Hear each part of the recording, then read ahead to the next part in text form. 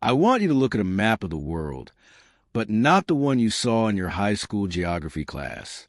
I want you to look at a map of the global South, a massive, surging collective of 120 nations that represents 80% of the world's population and the lion's share of its future growth. For 30 years, Washington assumed these countries were merely waiting for instructions, but today, a quiet revolt is underway. While the headlines in London and New York are focused on trade wars and containment, the real story is happening in the corridors of Jakarta, the mining hubs of Brazil, and the ports of Djibouti.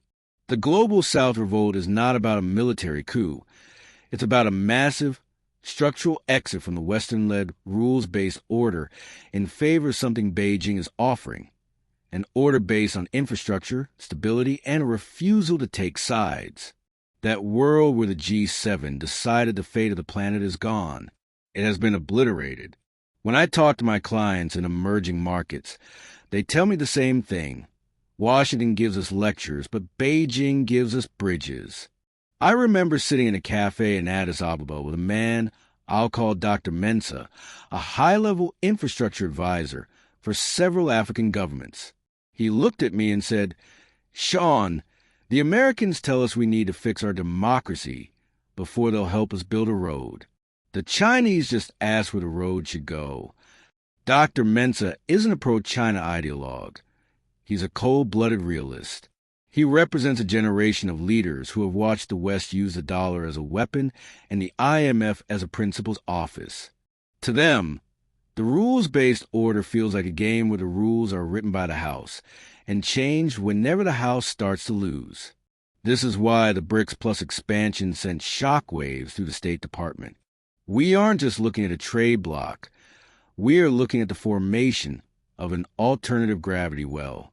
China's Belt and Road Initiative, despite the debt trap narrative you hear on cable news, has spent over $1 trillion on physical assets across 150 countries.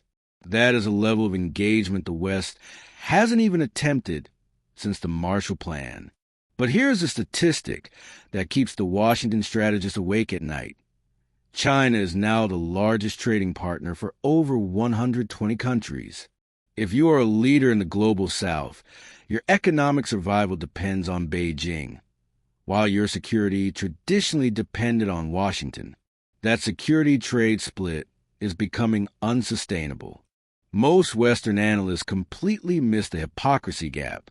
They talk about international law in Ukraine, while ignoring it elsewhere, and the global South sees every bit of it. They see a West that is aging, indebted, and increasingly protectionist, and they see a China that is tech-forward, liquid, and ready to build. Enter someone like Anita, a tech entrepreneur in Jakarta I interviewed recently. She doesn't care about the China threat narrative she reads on the BBC. She cares that her entire digital ecosystem runs on Huawei hardware and Alibaba cloud because it's 40% cheaper and more reliable than the Western alternatives. She told me, "We aren't choosing China because we love their politics. We are choosing them because they're the only ones building the future we can afford." This is the engagement gamble in reverse. Washington bet that the world will become more like America. Instead, the world is becoming more like a marketplace where America is just one of many vendors, and often the most difficult one to deal with. The era of the unipolar moment is over. We are entering the era of active non-alignment, where 120 countries are quietly building a world that doesn't need a permission slip from the U.S. Treasury. They are moving into gold, into local currency swaps, and into Chinese-led institutions like the AIIB, because they want insurance against Western sanctions. If you are a CEO or an investor and you think the global South is still a peripheral story, you are already losing. You are shouting in an empty forest while the real party is happening in the non-aligned markets that have moved on from the 20th century playbook. Look at the graveyard of Western diplomacy in the Middle East and Africa, places where Washington's values-based approach has been evicted in favor of Beijing's development-first model. The stakes couldn't be higher. This isn't just about trade. It's about the soul of the global system. Washington is trying to run a 2024 world with a 1945 operating system. Beijing is offering a new OS, and 120 countries just hit the download button. The revolt isn't coming. It's already here. It's quiet, it's economic, and it's irreversible. Washington thought they were the only game in town. Beijing realized that if you build a town, you don't need to play the game.